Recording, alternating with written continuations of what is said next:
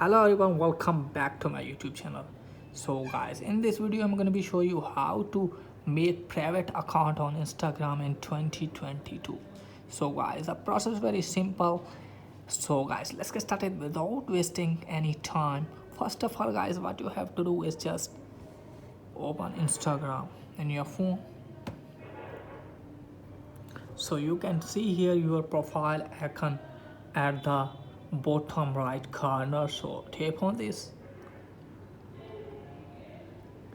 After that you'll see this type of interface. From here you have to tap on three lines at the top right corner here, then tap on settings icon here.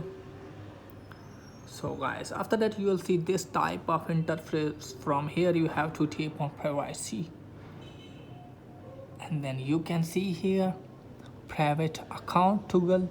So just tap on this toggle, and here you can see switch to private. Just simply tap on this and your business account will be changed into private account.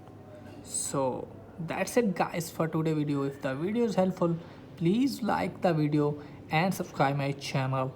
Thanks for watching.